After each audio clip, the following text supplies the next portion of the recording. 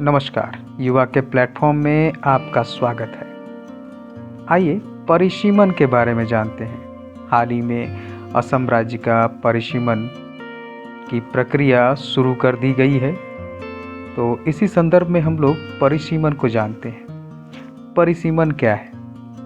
जनसंख्या में होने वाले बदलाव के अनुसार राज्य की विधानसभा सीटों और लोकसभा की सीटों की सीमाओं को निर्धारित करने की प्रक्रिया ही परिसीमन कहलाती है। इसका मुख्य उद्देश्य जनसंख्या के समान क्षेत्रों के लिए समान रूप से प्रतिनिधित्व सुनिश्चित करना है। जनसंख्या आकलन और क्षेत्र विशेष में जनसंख्या वितरण में परिवर्तन को ध्यान में रखते हुए ये सीमा निर्धारित की जाती है। कैसे किया जाता है परिसीमन? भारतीय संविधान के अनुच्छेद 82 में ये बताया गया है कि हर जनगणना के बाद संसद को एक परिसीमन अधिनियम बनाना चाहिए। परिसीमन अधिनियम लागू होने के बाद केंद्र सरकार को परिसीमन आयोग का गठन करना चाहिए। परिसीमन आयोग का अंतिम आदेश भारत के संबंधित राजपत्र में प्रकाशित होता है। यह भारत के राष्ट्रपति द्वारा निर्दिष्ट तिथि पर लागू किया जाता है। परिसीमन आयोग क्या है? परिसीमन आयोग एक स्वतंत्र आयोग है जो परिसीमन अभ्यास करने के लिए जिम्मेदार होता है, अर्थात क्षेत्र की सीमाओं को बांधने के लिए यह जिम्मेदार होता है। एक केंद्र सरकार द्वारा परिसीमन आयोग अधिनियम के तहत स्थापित किया गया है।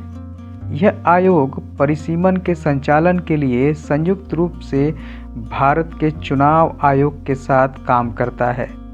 इसमें एक सेवानिवृत्त सुप्रीम कोर्ट के न्यायाधीश, मुख्य चुनाव आयुक्त और संबंधित राज्य के राज्य चुनाव आयुक्त शामिल होते हैं। यह बिना किसी कार्यकारी प्रभाव के कार्य करता है। इसके आदेश अंतिम होते हैं और किसी भी अदालत के समक्ष इस पर सवाल नहीं उठाया जा सकता है, क्योंकि ऐसी कार्रवाइयाँ चुनाव को अनिश्चित काल के लिए स्थगित कर देंगी। परिसीमन आयोग के कार्य। परिसीमन आयोग निर्वाचन क्षेत्रों की संख्या और सीमाओं को इस तरह से निर्धारित करता है कि सभी सीटों की जनसंख्या यथासंभव समान हो। यह एससी और एसटी के लिए आरक्षित सीटों की पहचान करने का भी काम करता है। परिसीमन आयोग सार्वजनिक प्रतिक्रिया प्राप्त करने के लिए प्रस्ताव जारी करता है। ये सार्वजनिक बैठकों का भी आयोजन करता है, जिसके बाद आवश्यक परिवर्तन के लिए आपत्तियों और सुझावों पर विचार किया जाता है। इस तरह से परिसीमन आयोग अपने कार्यों को सुनिश्चित करता है। धन्यवाद।